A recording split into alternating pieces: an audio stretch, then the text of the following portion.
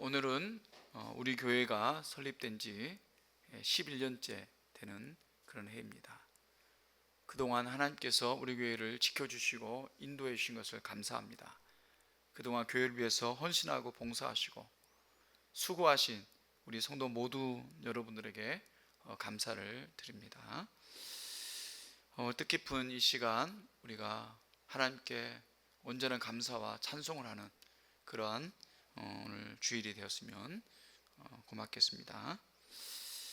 사람들은 누구나 앞선 이들의 실패와 성공을 보면서 배우게 됩니다.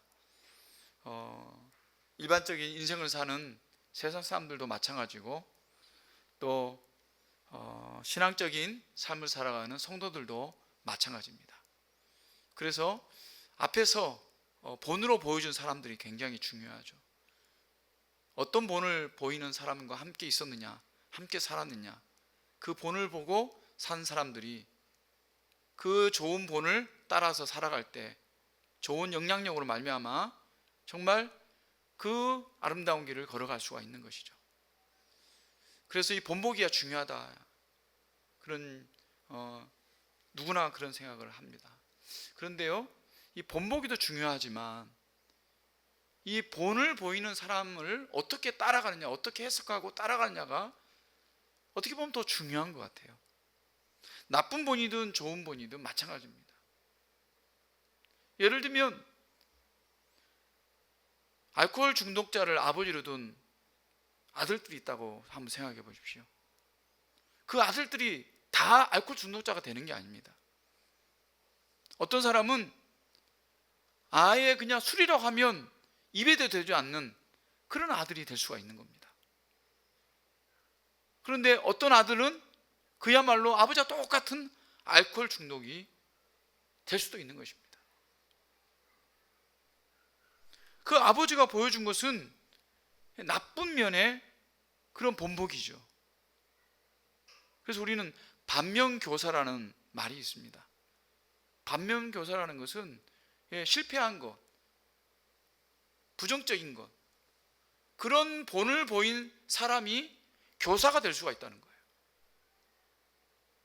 그러니까 실패한 아버지를 보고 그걸 교훈을 삼아서 나는 절대 술을 마셔야지 않아야지, 이런 생각을 할 수도 있다고 하는 것이죠. 그렇게 하는 사람이 더 훌륭한 사람입니다. 오늘 본문에서 사도 바울은 고린도 교회 성도들에게 바로 이스라엘 민족의 역사를 본보기로 들려주고 있습니다. 근데 그 본보기가 실패한 역사죠.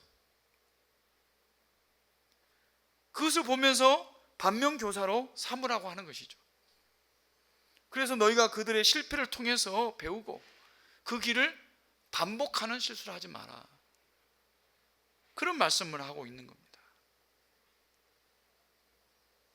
사랑하는 여러분, 오늘 말씀을 통해서 이스라엘 역사를 반면교사로 삼고 늘 깨어서 신실하신 하나님을 붙들고 믿음 안에 승리하는 여러분 되시기를 소원합니다. 사도 바울은 먼저 이스라엘 백성들이 누린 놀라운 은혜에 대해서 이야기를 하고 있습니다. 이스라엘 백성들은 구름과 구름기둥, 불기둥 안에서 쉼을 얻었습니다. 그들이 추록을 해서 광야에 살 때 어떻게 됐습니까? 구름으로 그들을 그늘 가운데 있게 했습니다. 밤에는 사막이니까 굉장히 갑자기 추워집니다. 그럴 때는 불기둥으로 그들에게 온기를 주신 분이 하나님이시죠. 그래서 세상에 어떤 민족이 그런 경험을 해봤겠습니까? 구름기둥, 여러분 손바닥만한 구름기둥 우리가 많이 보죠. 그러나 여기서 말하는 구름기둥은요, 이스라엘 민족들을 다 덮을 만한 구름기둥을 말하는 겁니다. 그것으로 이스라엘 백성들을 하나님께서 보호하셨다는 거죠. 뿐만 아니라 홍해 사건을 이야기하고 있죠. 이스라엘 백성들이 애굽에서 탈출할 때 홍해가 길을 막았습니다. 뒤에서는 바알 왕이 이끄는 군대가 쫓아오고 있었습니다. 그런데 그 홍해가 갈라지는 역사가 일어났죠. 그래서 이스라엘 백성들이 건너는 양옆에 바다가 벽처럼 섰다고 성경은 기록하고 있습니다. 그래서 그 물 사이를 통과한 겁니다. 뿐만 아니라 그들은 광야 40년 동안 만나라고 하는, 하늘에서 내려오는 만나라고 하는 음식을 먹고 그들이 건강하게 살았습니다. 이 만나는 이 세상에 어떤 사람들, 이스라엘 백성들을 그때 불고 이 광야 40년에 그 삶 빼고는 누구도 맛본 적이 없는 음식입니다. 그들은 매일 이 만나를 먹으면서 그 척박한 광야에서의 그 삶을 이겨낼 수 있었다고 하는 것입니다. 뿐만 아니라 반석에서 솟아나는 샘물, 르비딤의 그 반석을 말하는 거죠. 물이 없다고 백성들이 아우성했을 때 하나님께서는 반석에서 샘물이 터져 나오도록 하셨습니다. 요즘 유튜브의 동영상을 보니까요, 그 새롭게 그 신의 광야, 신의 산 밑에 그들이 경험했던 그런 곳을 새롭게 조명하는 그런 영상이 많더라고요. 근데 그곳이 어디냐면 사우디 땅이 됩니다. 사우디. 거기에 보면 그 새롭게 전에 지금도 마찬가지지만 신의 산이라고 많은 사람들이 성지순례 가는데 그곳이 아니고 지금 사우디아라비아에 있는 어떤 한 산이 그 신의 산일 가능성이 많다 하면서 그 증거들을 보여주는데 굉장히 조금 설득력이 있는 것 같아요. 근데 거기서 보면 쪼개진 반석 아직도 있더라고요. 그 반석 사이에서 샘물이 나와서 그 흐르는 물로 이스라엘 백성들이 그 목마름을 해결할 수 있었다고 하는 것이죠. 이러한 것은 그 어떤 민족도 경험하지 못한 기적들이죠. 어떻게 보면 이스라엘 백성들은 이런 체험을 통해서 하나님과 함께 했던 것입니다. 우리가 만약 이런 체험 중에 한 가지만이라도 체험을 했다고 한다면 우리가 어떻게 했겠습니까? 우리는 너무너무 확실한 그 확신 가운데 지금보다도 훨씬 더 신앙생활 잘할 것 같지 않습니까? 신앙생활 잘하는 사람 중에, 간증하는 사람 중에 보면 병을 낫았다든지 놀라운 기적을 맛봤다든지 그런 사람들 많잖아요. 그런데요, 오늘 말씀은 그것과는 조금 다른 결과가 나옵니다. 5절 말씀 보면 뭐라고 말씀하고 있습니까? 그들의 다수를 하나님이 기뻐하지 아니하였으므로 광야에서 멸망을 받았느니라 라고 말씀하고 있습니다. 이렇게 놀라운 은혜를 체험한 사람들이 그 다수가 광야에서 멸망을 받았어요. 이 멸망이라는 것은 무엇입니까? 그들이 가나안 땅에 들어가지 못하고 광야에서 자기 수명을 다했다는 것이죠.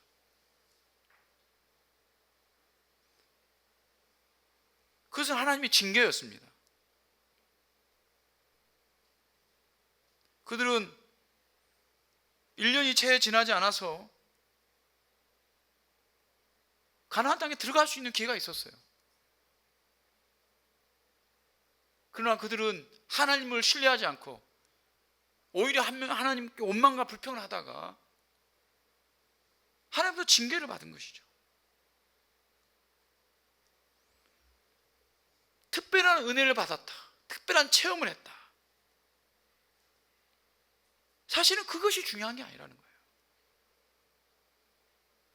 특별한 은혜를 받고 특별한 체험을 하고 특별한 경험을 한 것이 중요한 것이 아니라 지금 내가 그 은혜를 붙잡고 하나님과 어떤 관계로 살아가느냐, 이것이 더 중요하다고 하는 것입니다. 은혜의 특권이 방심으로 이어지면 그것은 은혜를 받지 못한 것보다 못한 것입니다. 우리가 교회를 다니고 예배를 드리고 봉사를 하고 그렇게 믿음 안에서 살아가는 게 사실 우리의 은혜입니다. 은혜가 아니면 그럴 수가 없어요. 그런데 그런 삶을 기계적으로 그냥 하는 것이 우리가 자동적으로 신앙이 견고해지고 굳세지고 하나님이 기뻐하시는 그런 삶을 사는 것이라고 생각한다면 그것은 큰 오해입니다. 하나님께서 우리에게 은혜를 주셨기 때문에 예배드리고 은혜를 주셨기 때문에 우리가 찬송을 하고 은혜를 주셨기 때문에 우리가 신앙생활을 할 수 있습니다. 그런데요, 그 은혜를 그냥 누리는 것에서 만족해서는 안 되는 거예요. 그 은혜를 통해서 하나님을 더 만나야 되는 거예요. 하나님께 더 가까이 나가야 되는 거예요. 그러면 진짜 하나님의 뜻이 무엇인지를 깨닫게 되고 진짜 나에게 주신 사명, 내가 해야 될 일, 무엇이 하나님을 기뻐하시는 것을 알게 되는 것이죠. 근데 이스라엘 백성들은 은혜를 받았습니다. 은혜를 누렸습니다. 그런데 오히려 그것을 통해서 하나님을 기쁘시게 하는 게 아니라 어떻게 했습니까? 오히려 하나님을 모욕하고 하나님을 원망하고 하나님을 불평했습니다. 그 이야기가 6절에서부터 나오는데요, 뭐라고 얘기했습니까? 악한 것을 통해서 멸망당하게 되었다, 그렇게 말하고 있습니다. 그 구체적인 게 7절부터 나오죠. 우상숭배를 했다. 여러분, 아론이 만든 금송아지 사건을 아시죠? 모세가 하나님께 율법을 받으러 올라갔던 그 40일 동안 모세가 내려오지 않으니까 백성들이 이제 모세가 산에 올라가서 죽었는 것 같다, 이제 우리는 어떻게 하냐, 이 광야에서 뭐 먹고 살고 어디로 가며 차라리 우리가 애굽으로 돌아가는 게 낫겠다, 막 이렇게 불평을 했죠. 그때 아론이 금송아지를 만듭니다. 애굽에서 배웠던 대로 하는 거죠. 애굽에서 섬겼던 그 금송아지를 만들어 가지고 이제 우리에게는 신이 있으니까 우리를 구원해 주실 거야. 그러면서 거기에서 춤을 추고 축제를 벌리고 난리가 났죠. 8절에는 간음하다가 하루에 23,000명이 죽었다 그랬습니다.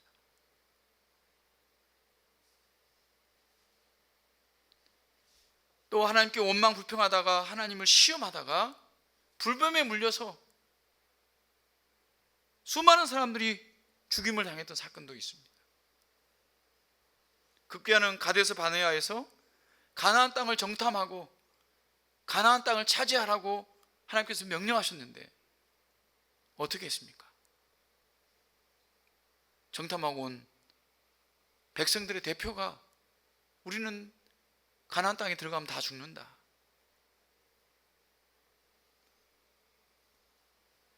우리는 그 사람들이 볼 때 메뚜기 같다, 그랬더니 백성들이 울며 불며 원망하고 불평하고 왜 하나님께서 우리를 이곳에 인도해가지고 우리를 죽게 만들었냐, 차라리 애굽에서 그냥 잘 먹고 잘 살고 그냥 비록 노예지만 그래도 그렇게 사는 것이 낫지 않았냐, 이렇게 하면서 불순종했죠. 그때 하나님께서 징계하신 겁니다. 소수의 사람 갈렙과 여호수아만 빼고 그 당시에 성인들은 다 광야에 40년 동안 헤매면서 광야에서 죽임을 당하는, 자연사한 거지만 그것은 하나의 하나님의 징계인 거죠.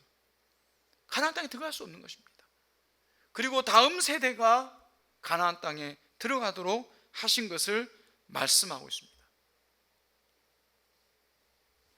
그들이 왜 이렇게 광야에서 멸망당했습니까? 사도 바울은 왜 이 이야기를 하고 있습니까? 그것은 11절에서 이렇게 말씀하고 있죠. 그들에게 일어난 이런 일은 본보기가 되고 또한 말세를 만난 우리를 깨우치게 하기 위하여 기록되었느니라. 이스라엘의 이 실패의 역사는 우리에게 본보기가 된다는 겁니다. 좋은 본보기가 아니라 나쁜 본보기죠.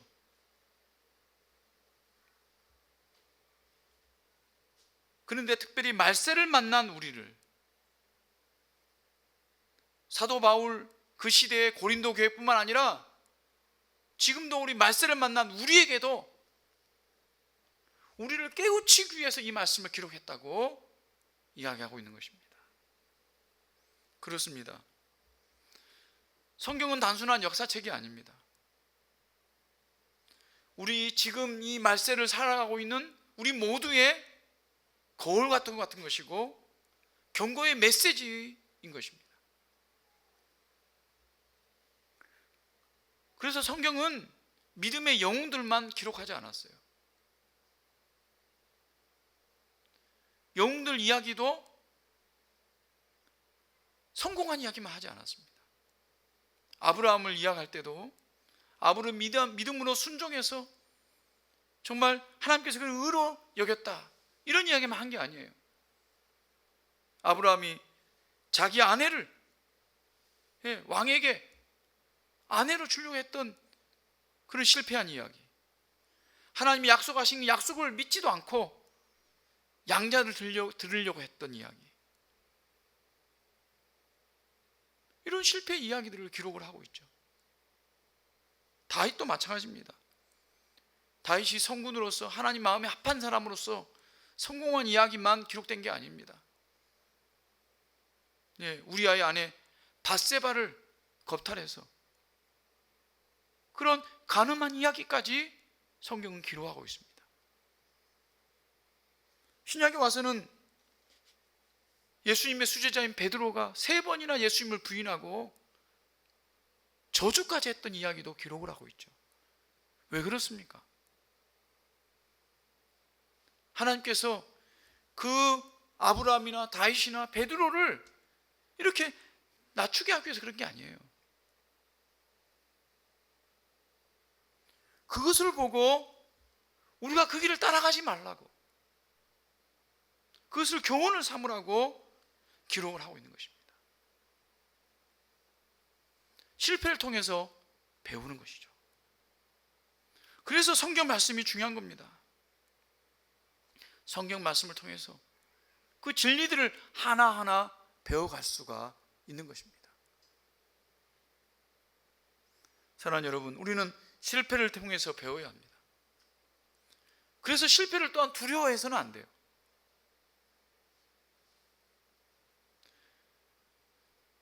교회 안에서 우리가 신앙생활을 합니다.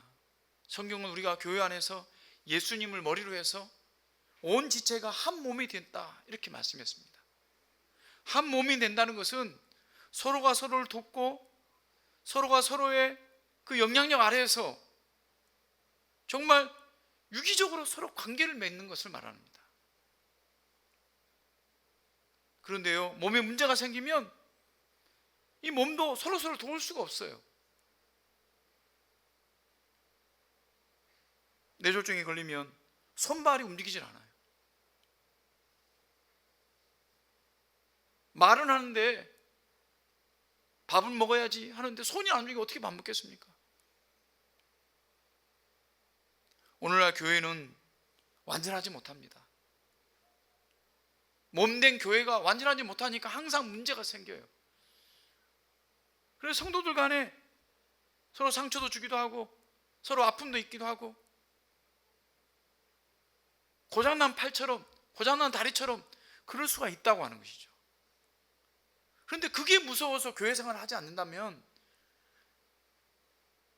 그것은 더 이상 하나님의 은혜를 은혜로 받을 수 없는 사람입니다. 실패를 통해서 우리는 교훈을 받고 그 교훈을 통해서 우리가 한 걸음 더 하나님 앞에 나아갈 수 있는 겁니다. 그래서 어렵지만 힘들지만 교회에서 한 공동체로 믿음 생활을 하면서 서로를 맞춰가고 서로를 용납해가고 서로를 닮아가고 서로의 본이 되어지고 서로를 위해서 기도하는 그런 공동체가 되어야 한다는 것이죠. 그것이 하나님 보시기에 기뻐하시는 공동체입니다.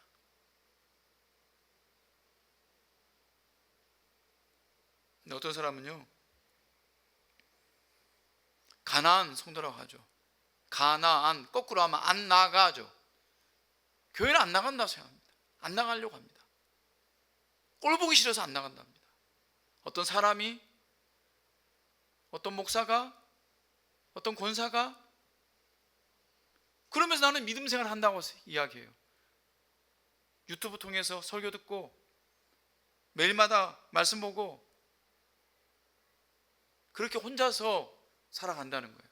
그러면요, 부족함이 없어요. 누가 내 잘못한 것에 대해서 말을 합니까? 누가 나에게 섬기라고 부탁을 합니까? 그냥 혼자 살기, 혼자 보기에는 다 완성된 사람처럼 보일 수가 있는 겁니다. 결코 그렇지 않습니다. 그래서 신약 성경에 에클레시아라는 그 단어는 복수를 말합니다. 구원받은, 부르심받은 백성들의 모임을 말하는 거예요. 한 사람이 교회가 아니라는 거예요. 물론 우리 한 사람 한 사람은 성령께서 임하신 하나님의 몸된 그런 지체지만 교회라고 하는 것은 모였을 때 이루어지는 것입니다. 그래서 하나님께서는, 예수님께서는 두세 사람 모인 곳에서 역사해 주시겠다, 함께 하시겠다 말씀하지 않습니까? 그래서 교회 안에서 배워나가야 되고요, 또 가정 안에서 배워나가야 됩니다. 또 사회 안에서 배워나가야 됩니다. 실패를 통해서 배우는 것을 두려워하지 않고 도전할 수 있는, 그래서 우리가 변화될 수 있는 그런 저와 여러분 되시기를 소원합니다. 오늘 말씀은 이렇게 이야기하고 있습니다. 그런즉 선줄로 생각하는 자는 넘어질까 조심하라. 선줄로 생각하는 자는 넘어질까 조심하라.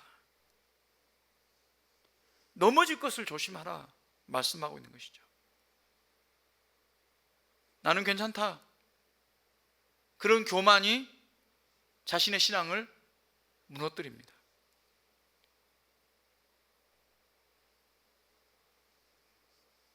그렇기 때문에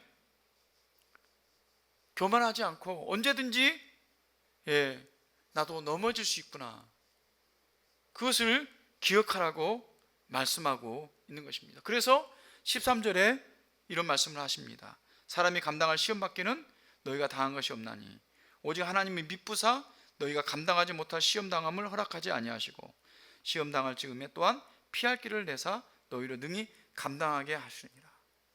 넘어지는 것, 뭐 때문에 넘어집니까? 시험 때문에 넘어지는 것입니다. 어떤 시험입니까? 이스라엘 백성들이 보여줬던 그 시험입니다. 이스라엘 백성들이 보여준 시험이 뭡니까? 그들은 가졌지만 가진 것에 감사하지 않고 불평불만했습니다. 그들은 하나님께서 만나를 주셨는데 맨날 만나만 먹는다고 불평했습니다.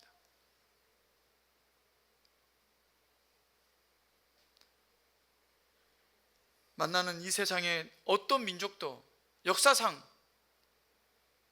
누구도 먹어보지 못한 그런 음식입니다. 하늘의 신령한 음식이에요. 그런데 그것만 먹는다고 불평을 한 것이죠. 물론 그래서 하나님께서는 고기도 주셨지만 하나님이 기뻐서 주신 게 아니에요.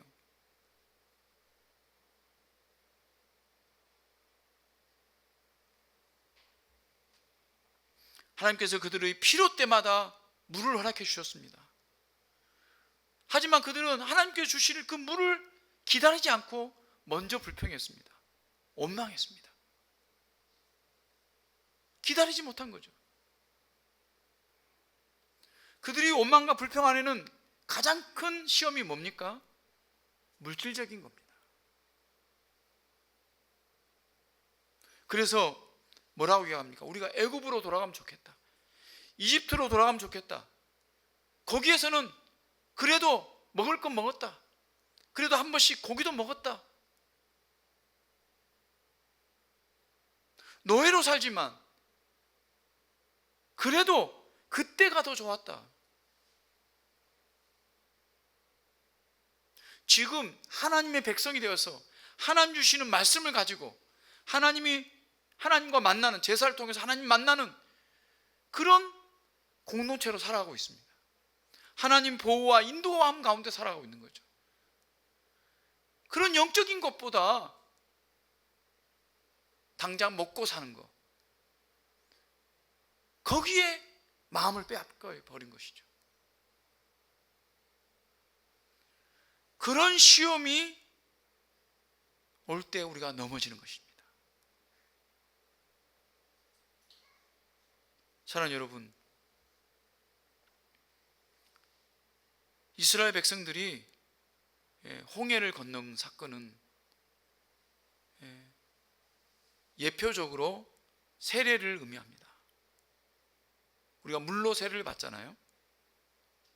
마찬가지로 이스라엘 백성들이 홍해를 가르고 그 물 사이를 통과한 것을 세례라, 이렇게 우리가 보는 것이죠. 그 예표적인 것입니다. 하늘에서 내린 만나는 어떻습니까? 그 만나는 예수님께서 자신의 몸이다, 그렇게 말씀했습니다. 그래서 내 살과 내 몸을 먹으라 그랬죠. 내 살을 먹으라. 모세가 만나를 먹은 것처럼 너희가 내 피와 내 살을 먹으라고 말씀하셨습니다. 그것이 생명의 양식입니다. 그것은 뭡니까? 우리가 성찬식을 통해서, 그 성례를 통해서 그 예수님을 영적 양식으로 먹고 있는 것이죠. 구원받은 백성으로서 구원받은 백성으로 살아갈 수 있는, 또 반석에서 물이 나온 것도 마찬가지입니다. 그 생명수, 그 생수는 성경에 보면 성령을 의미합니다. 그래서 이스라엘 백성들 세례를 받고 또 만나를 먹고 생수를 마셨던 그들은 우리와 똑같은 구원받은 백성이다라고 우리를 빗대어서 보여주는 예표인 것입니다. 오늘 우리도 세례를 받고 또 만나를 먹고 그리고 또 성령의 그런 임재하심을 우리가 누리며 살아가고 있습니다. 그러한 우리에게도 이스라엘 백성들이 겪었던 똑같은 시험권들이가 계속해서 있다고 하는 것입니다. 그런데 우리가 그것을 인지하지 못하면 언제든지 넘어질 수밖에 없는 거예요. 나는 구원받은 백성인데 주일날 예배만 드리면 되지. 내가 신앙생활 몇 년을 했다고.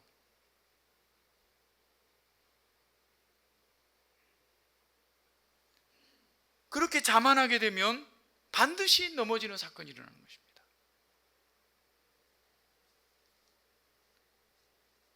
그래서 우리가 늘 겸손하게, 교만이 문제죠.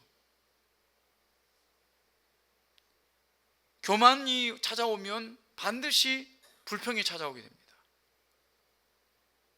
사람들에 대해서, 어떤 일에 대해서, 또 어떤 사람에 대해서, 또 하나님에 대해서 불평하게 됩니다. 그렇기 때문에 우리는 늘 기도로 깨어 있어야 되고, 늘 말씀으로 무장을 해야 되고,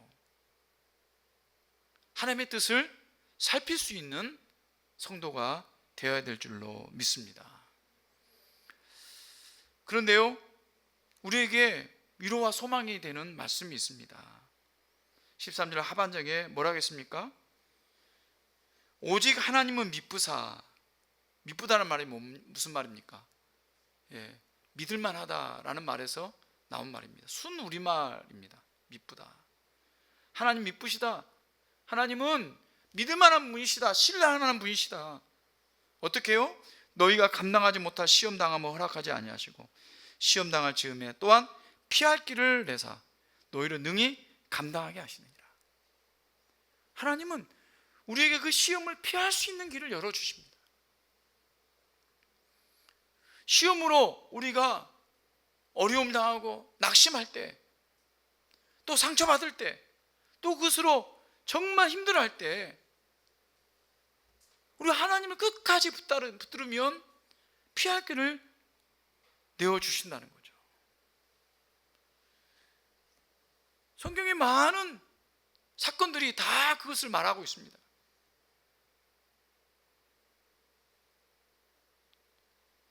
야곱의 때를 생각해 보시기 바랍니다. 야곱의 식구들이 70명이 넘었습니다. 그런데 흉년이 찾아왔어요. 전 세계적으로 그 당시에 흉년이 왔다고 성경이 기록하고 있습니다. 그래서 굶어 죽을 것입니다. 곡식이 없습니다. 돈이 있어도, 양떼가 있어도 곡식이 없으면 곡식을 살 수가 없는 거죠. 어디서 구할 수가 없습니다. 그래서 어쩔 수 없이 애굽에 와서 곡식을 구하러 왔는데 그곳에 누가 있었습니까? 형들에게 팔린 자기 동생이 총리로 거기에서 있었던 거죠. 흉년으로 굶어 죽을 그런 판에 하나님께서 피할 길을 주셔서 오히려 그곳에서 이스라엘 백성이라고 하는 72명의 이스라엘 백성이 2만 명, 200만 명이 넘는 한 민족이 애굽 땅에서 이루어지게 된 것이죠. 하나님께서는 그렇게 피할 길을 주시는 겁니다. 우리 인생의 가장 큰 위기가 무엇입니까? 때로는 병에 걸리는 것 수도 있고, 때로는 사업이 망하는 수도 있고, 때로는 시험에 떨어지는 것도 있고, 그런 여러 가지 위기들이 있을 수 있습니다. 그때마다 하나님은 그것으로 끝나게 하시는 게 아니에요. 반드시 우리를 피할 길로 인도해 주십니다. 인생의 위기 중에 가장 큰 위기는 사실 죽음일 것입니다. 죽음보다 더 큰 위기가 어디 있습니까?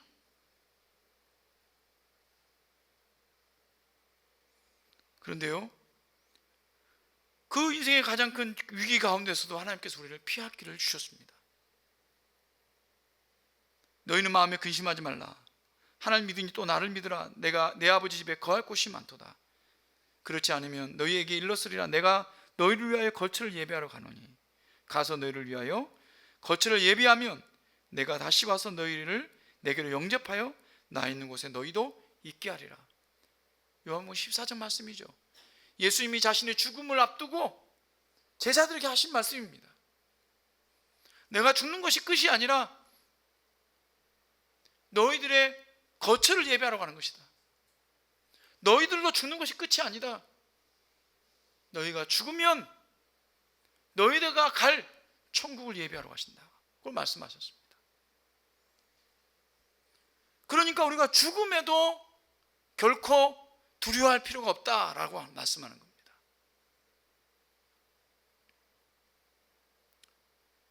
죽음을 두려워하지 않으면 우리가 무엇을 두려워할 필요가 있겠습니까? 죽음이 우리가 두렵지 않으면 다른 어떤 것도 우리를 두렵게 할 수 있는 것이 없습니다. 두려움, 이 죽음 가운데서도 우리에게 피할 길을 주신 분이 하나님이십니다. 그렇다고 한다면